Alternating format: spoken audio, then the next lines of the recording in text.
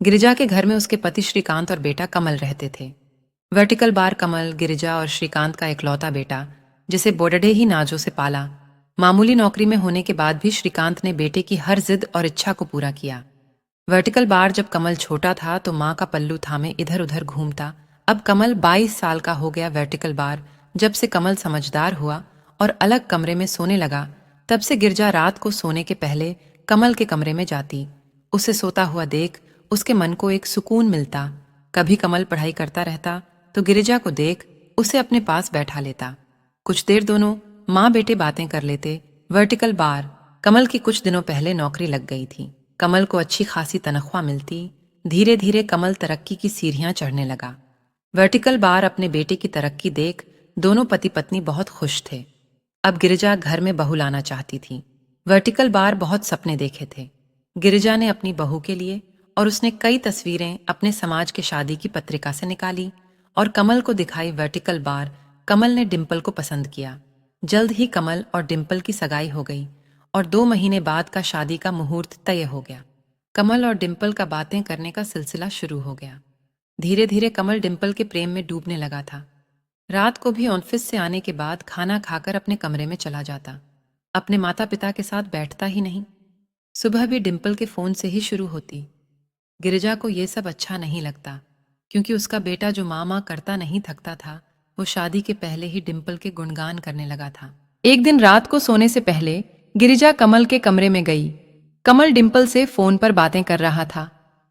गिरिजा को देख कमल ने अचानक से कॉल काट दिया और बोला, माँ तुम इस समय? गिरिजा ने कहा, हाँ मैं देखने आई थी, तू सो गया या नहीं? उधर अचानक से कॉल कट हो जाने से डिम्पल परेशान हो गई और कमल को कॉल करने लगी।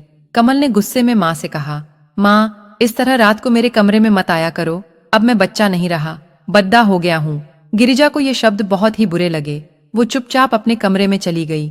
उसकी आंखें नम थीं। अपने साधी के पल्लू से आंख पोंछने लगी तो ये देख श्रीकांत ने पूछा, क्या हुआ?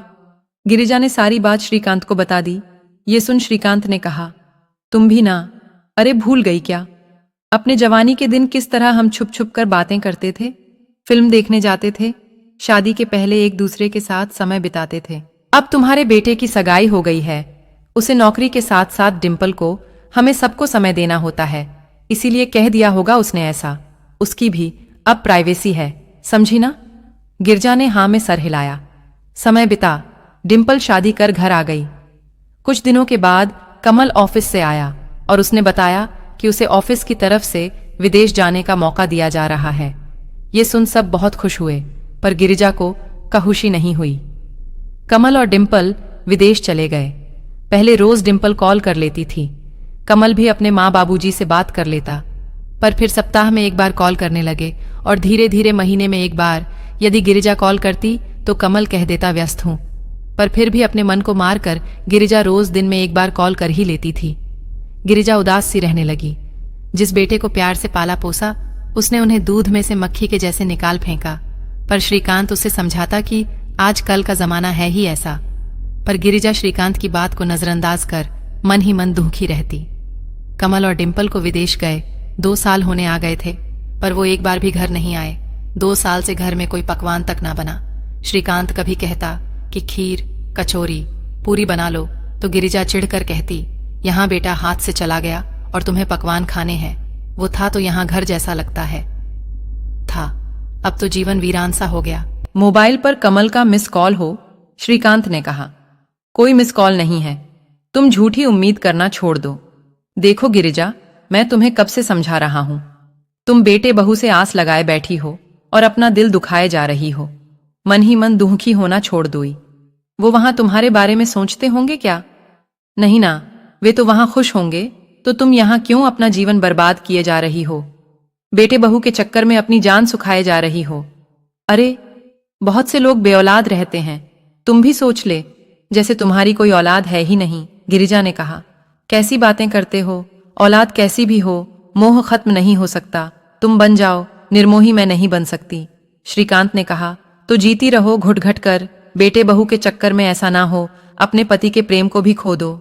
गिरिजा चुप रही, क्या कहे, कुछ समझ नहीं आया। रिटायरमेंट के बाद सरकारी क्वार्टर खाली करना था। श्रीकांत ने अपनी जमा पूंजी से कॉलोनी में एक छोटा सा घर खरीद लिया। घर बहुत छोटा था, पर एक सुकून था कि अपना घर है। धीरे धीरे गिरिजा की आस पड़ोस की औरतों से पहचान हो गई।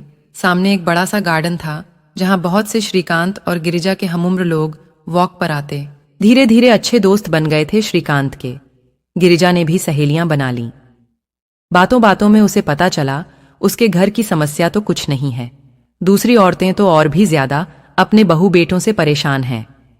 किसी को घर में मान सम्मान नहीं मिलता तो किसी को समय पर चाय खाना, किसी की बहू उससे सीधे मुंह बात नहीं करती तो किसी की बहू बेटे को मां के खिलाफ भड़काती, बेचारी कोई दवा और इलाज को तरसती।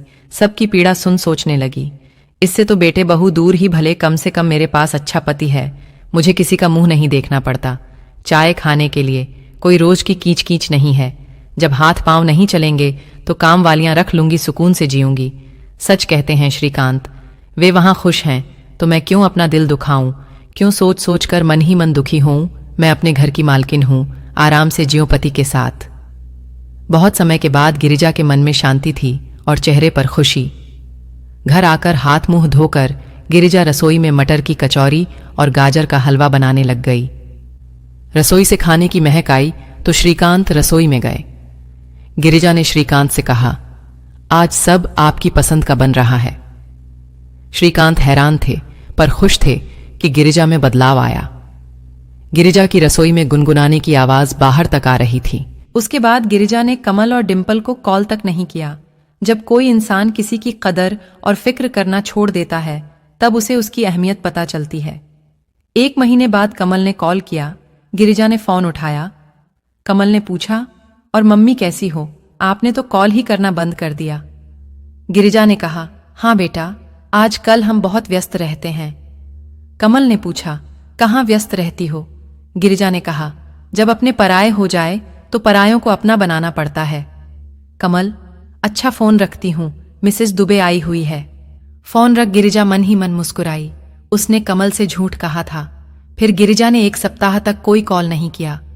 कमल ने कॉल किया तो फिर कहने लगी, व्यस्त हूं। कमल समझ गया था उसके माता पिता को उसकी कोई जरूरत नहीं है, उन्होंने उसके बिना जीना सीख लिया है। इसलिए कमल अब रोज कॉल करता, क्योंकि वो जानता था कि जीवन में माता पिता के सहारे की उसे बहुत जरूरत पड़ने वाली है। गिरिजा इस परिवर्तन से खुश थी, जानती थी ये सब कमल अपने स्वार्थ के लिए कर रहा है। पर गिरिजा ने अब उम्मीदें लगाना बंद कर दी थीं, क्योंकि उम्मीद एक ऐसी चीज है जो पूरी ना हो तो इंसान टूटने लगता है।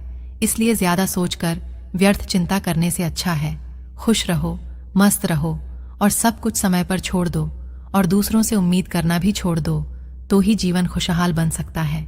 कहानी अच्छा लगा तो कमेंट और लाइक जरूर करें और चैनल को सब्सक्राइब करें ताकि हमारा दूसरा वीडियो आपको नोटिफिकेशन जल्दी से पहुंचे।